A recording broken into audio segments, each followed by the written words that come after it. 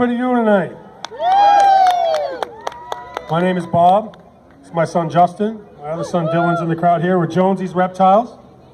Hope you guys came to see some animals. Yeah? Yeah. Seriously? Did you guys come to see some animals? Yeah. All right. Why don't you come closer, everybody? Get in here. Let's see what we can do. You're good, buddy. First up, it's kind of small, so you might want to come even closer, is going to be a tarantula. Justin, what kind of tarantula is this? Well, the first cuddly creature that we have today is a rose-haired tarantula. It is named that way for the red rose coloring on some of its hairs.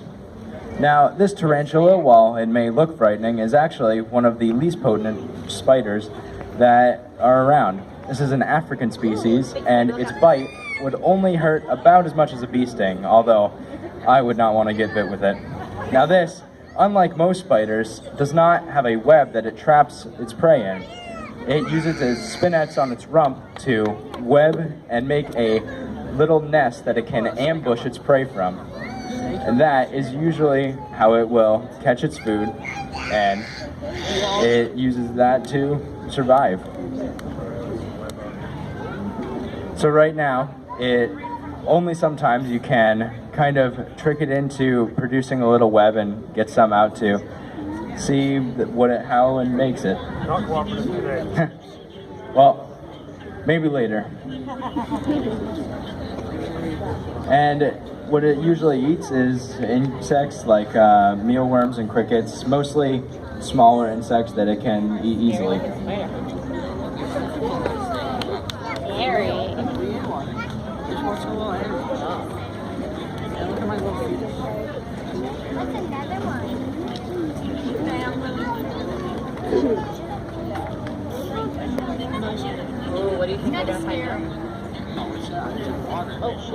All right, next up we have an amphibian here. This is the Pac-Man frog, or the Argentine horned frog. I want to set everything down. This guy's a little crazy. His name is Gus. And Gus likes to make a mess. He'll probably pee on me or jump on my face. These guys are called the Pac-Man frog because, well, for two reasons. One, if you look at the labyrinth-style pattern on his back, it almost looks like the game Pac-Man. And two, because if you've ever played Pac-Man, Pac-Man can open up pretty much his entire body. He's a giant mouth. This frog is a giant mouth. His mouth stretches from one side to the other. He'll eat things the same size as himself or die trying. This guy eats large mice right now. He'll eventually reach the size of a dinner plate. So he's still pretty young. This is a big, fat, gluttonous frog. And unlike the bullfrogs that we have here in New Hampshire who jump really far and are very active, he will eventually reach such a massive bulk size that he'll just sit in his own little puddle and wait for things to come to him. He won't move very much, just sits there and wait for his dinner. Don't we all? So, Pac-Man frog. Let's see if we can put him back in. That's the hard part.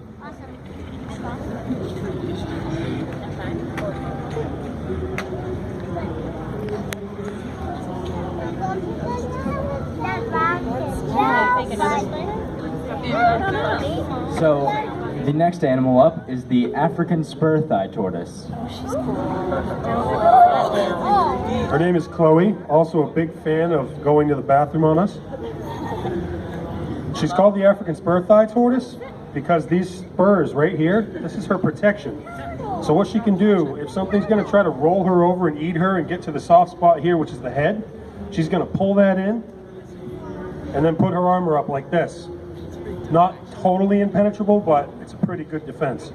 If you notice, the back legs here are almost elephant-like. That's because she will roam the plains looking for food. She's a vegetarian, and she needs these big, strong legs to move her along. She will eventually be the third largest tortoise in the world, reach about 36 inches, well over 100 pounds. It's a very large tortoise. She's only 7 or 8 years old right now. She's pretty much a baby. She'll live well over 100 years. I want to show her the top of the shell here, show everybody. The shell is also another protection for the animal. It's really hard like wood. It even looks like it has growth rings here. They pretty much are growth rings. Only unlike a tree, it's not that she'll get one every year, so it's not very accurate. She might get 2, 3, or 4. Whenever she grows a bit, she'll get a little bit of an etching in there. There she goes. All right, so Chloe, everybody. It's all right. We have our little bag of tricks here for instances like this.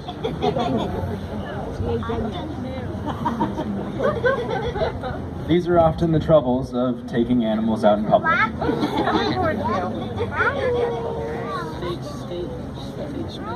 We will be back after a short intermission.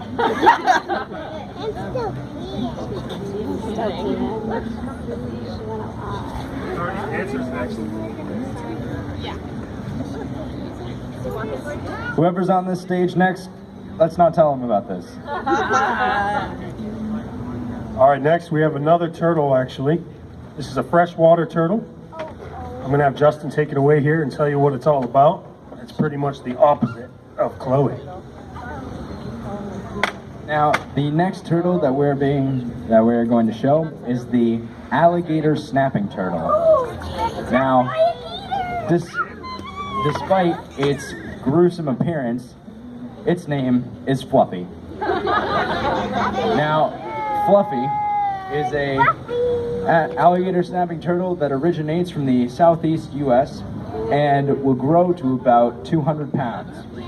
Now, the way it eats is the pink lure in its mouth is constantly waving while it's underwater. And rather than going out like most snapping turtles and catching their prey, it will actually sit at the bottom of its pond and wait for prey to swim into its mouth, at which it will use its 1,000 pound per square inch bite strength to chomp down on it and eat it for dinner. Extra finger? No? Hot dog? Now, males will never actually leave the pond that they live in, and the females will only leave once every 2 years to nest and lay their eggs.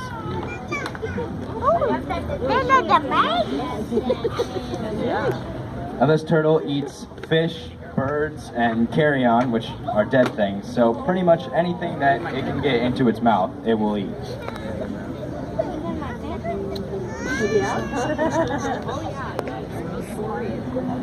So next we're moving off from the turtles and moving on to some more lizard-like animals. Lizard-like?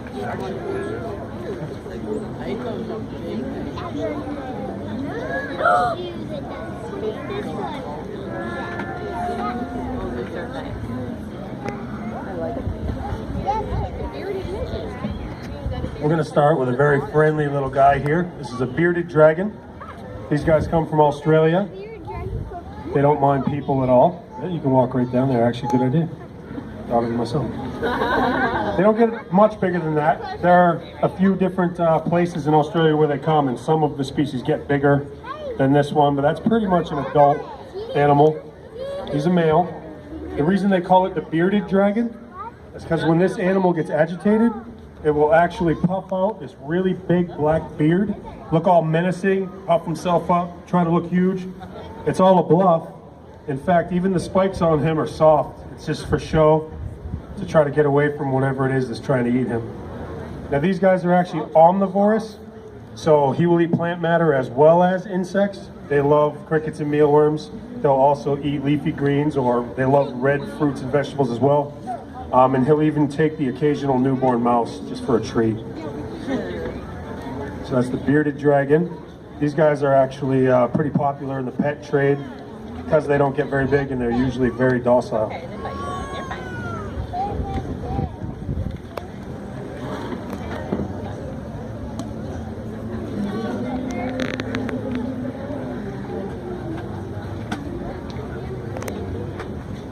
Now the next lizard we have is the Nile monitor lizard.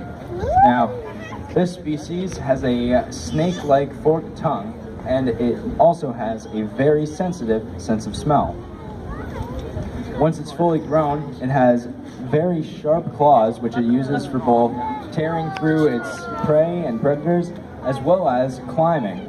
Now this species is a very good climber, however it is also a very strong swimmer, using its powerful tail to traverse the water. It can also use its powerful tail to defend itself against possible predators. And once it's an adult, it will reach 4 to 6 feet. However, most of that length is in its tail.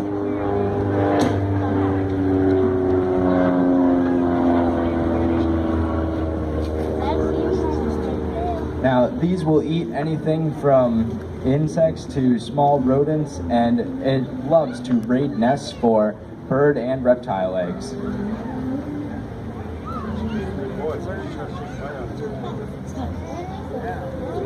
country is it from?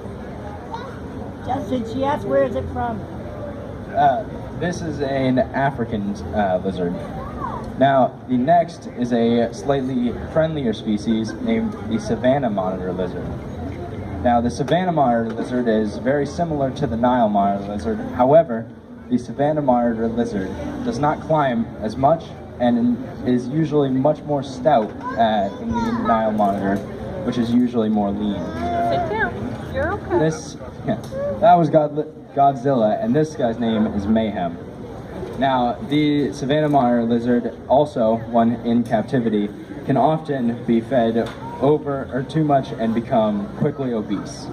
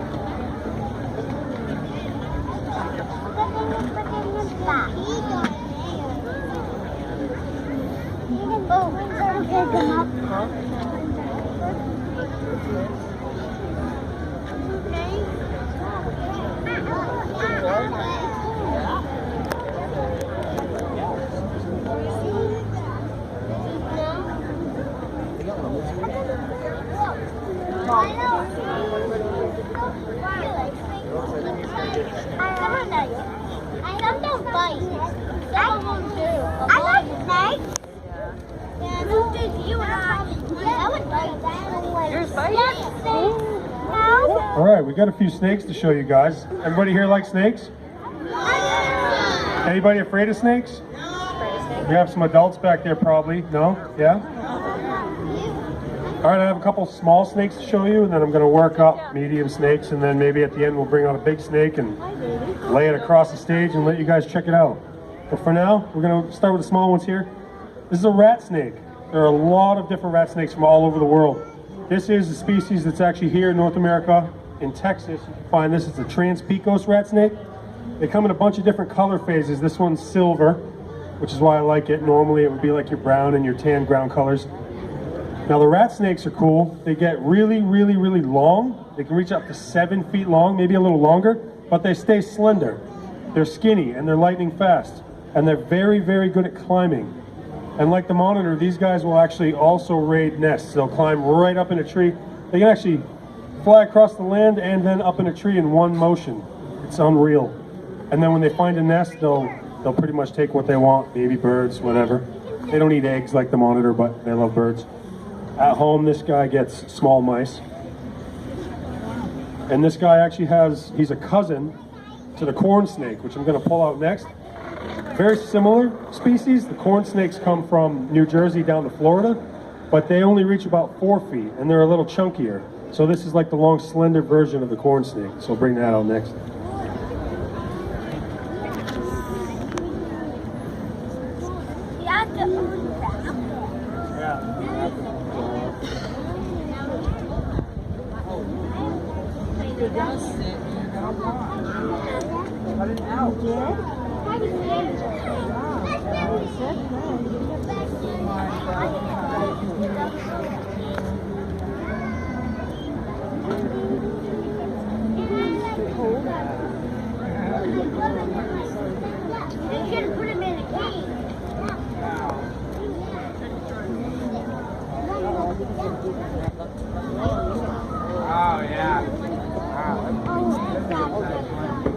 All right, here's an adult male albino corn snake. I have a pair of these actually. They just produced 19 babies. So I have 19 tiny little red wigglers at home that I have to now feed. So anybody need a corn snake? Now this is an albino, so you can see that it has the red eyes, typical of albinism. These guys have been bred in captivity since the 70s. The corn snake is very popular in the pet trade. So there are probably 150 different colors of these guys now. They're very calm snakes. It's kind of like the beginner snake, if there is such a thing. If you were looking to get into reptiles, then you would want to start with something like this, because they get a pretty decent size, 4 feet, a little bit girthy. So it's kind of a cool, impressive snake, but they're very calm, quiet. This guy eats one large mouse a week. He could probably take more than that, but I don't need to overfeed these guys. You can see, I mean, he's hung out pretty much all day on Justin before. We do a lot of different events and birthday parties. So that's the corn snake.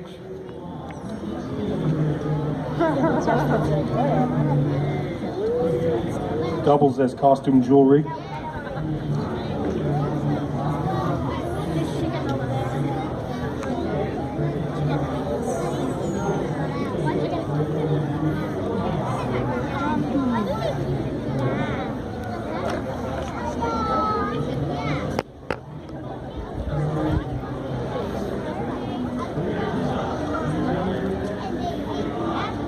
Here's a little guy, very cool snake. These guys come from Texas and some of the western states. This is the western hognose snake. He's a subadult, so he's not full grown, but they don't get very big. They don't usually reach over 2 feet. There's a few cool things about them. If you look for one, the first thing you might notice is it kind of looks like a rattlesnake. It obviously doesn't have a rattle, but people kill them anyways because they look like a rattlesnake and they're pretty menacing. If you uncover one of these in the wild, they'll do everything they can to get you to put them down. They'll puff up, they'll hiss, they'll look pretty crazy, but it's usually all a bluff. If that bluff doesn't work, one remarkable thing that these guys can do is they can flip upside down and play dead. They lay upside down, they stick their tongue out almost like a cartoon character playing dead, and they can even emit a foul smelling odor so that you think they're dead. But if you go ahead and pick the snake up and flip it right side again, it will go ahead and flip back over. It's pretty dramatic, it's pretty cool. They don't usually do it in captivity, they'll do it maybe once if you startle them in the wild.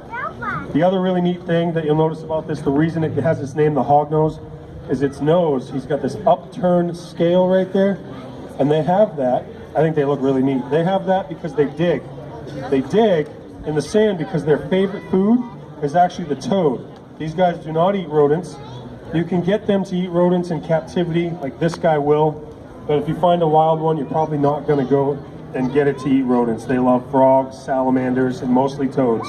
So they'll find a toad, they'll dig it up, and they'll eat it. Now, another thing that it will do is a toad, if you try, I don't know if you guys have ever tried to eat a toad, I haven't, they'll pop up like a balloon in this animal's mouth. And the way around that is, this snake actually has 2 rear fangs, 2 tiny little fangs in the back of his throat. Technically, venomous to the toad, it would be pretty much harmless to us, but it will actually pop the toad, like popping a balloon, and envenomate it just enough to subdue it so that it can eat it. Because this snake will not constrict its prey like the other snakes I just showed you. It will just go for it, grab it face on face, and struggle, and then eat it.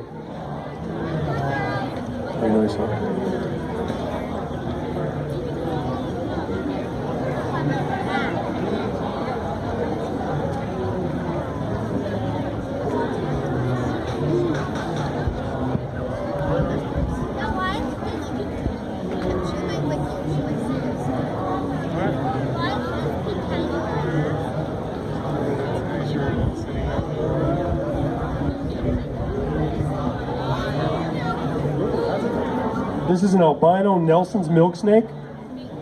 Now I should have brought a normal phase or normal colored milk snake to contrast this, because in the wild, a lot of milk snakes are known as coral snake mimics. I don't know if you've ever heard the rhyme.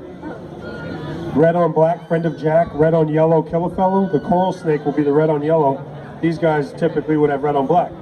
But being that this is an albino, kind of looks like a candy cane, so that's out the window. Again with the red eyes. Now milk snakes are awesome. There are all kinds of milk snakes all over the world, just like the rat snake. This is the albino Nelson's milk snake. You can find this guy in Mexico. And he'll reach about 4 feet, and he'll be even heavier bodied than the corn snake. They're kind of big, impressive snakes, even though they're about 4 feet, maybe 5 feet, but that's pretty rare. Also calm, not quite as calm as the corn snake, but they make pretty awesome pets too. I have a couple more snakes to show you guys. I think I have about 10 minutes left here. I brought 2 pythons with me. I brought a small python, and then I brought a large python. And when the large python comes out, you guys can come up here and check it out if you want, and pet it.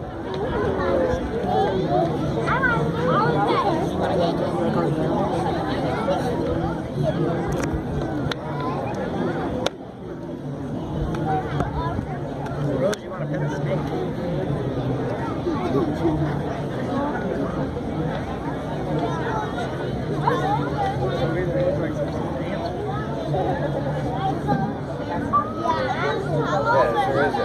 right, this is the African royal python or the ball python.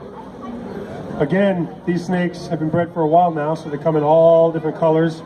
We breed these guys too, so we have them in yellows and orange and all that stuff. But this is your normal phase, your normal wild type ball python. So my son Dylan actually named him Norman the Normal. These guys are also cool if you're looking to get into snakes and you want something a little more heavy bodied than the corn snakes or the milk snakes.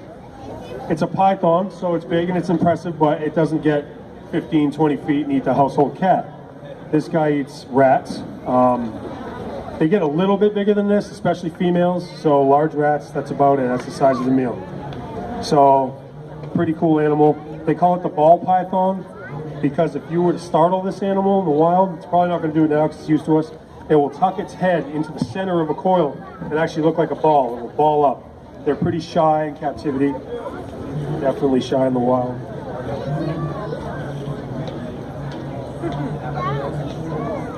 You guys want to see a big snake?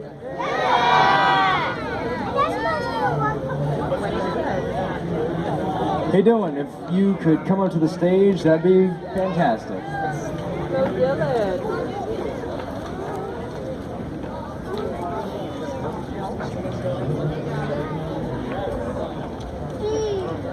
Everybody, this is Dylan of Jonesy's Reptiles.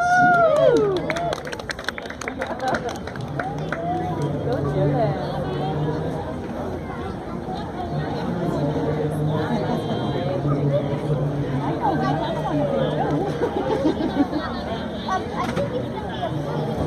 All right, let's see. There you go, over here, over here.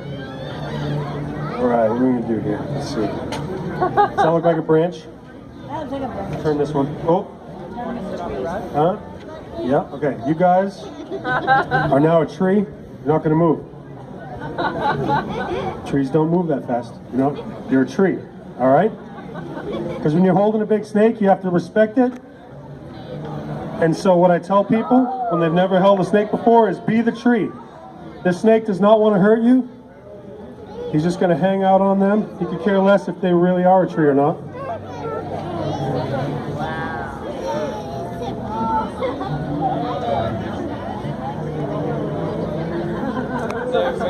This is Wyatt. Wyatt is a patternless albino Burmese python. You may have seen Burmese pythons in the news. They get kind of a bad rap. These guys can reach 15 feet in captivity and maybe even a little bit bigger in the wild.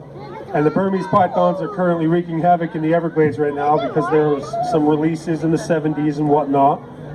People thinking that their pet should be outside in the wild. Well, Florida is the perfect place for these guys to breed, so that's what they're doing. But really, it's not the monster that they're painting it out to be. Yes, they need respect, and anything 8 feet or larger you should never handle by yourself. But these snakes are really calm, especially as far as the big constrictors go. This guy just wants to hang out and explore.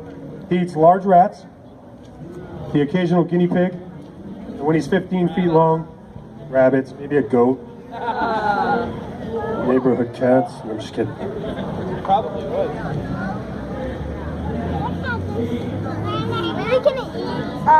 So this is Wyatt, the Burmese python. Now for all you parents out there, we do birthday parties, so I have some cards up here. And for all the kiddies, we've got some rubber animals, some snakes, some frogs and whatnot. We're Jonesy's Reptiles. I hope you enjoyed the show. Tomorrow, we're going to be on the State House lawn from 10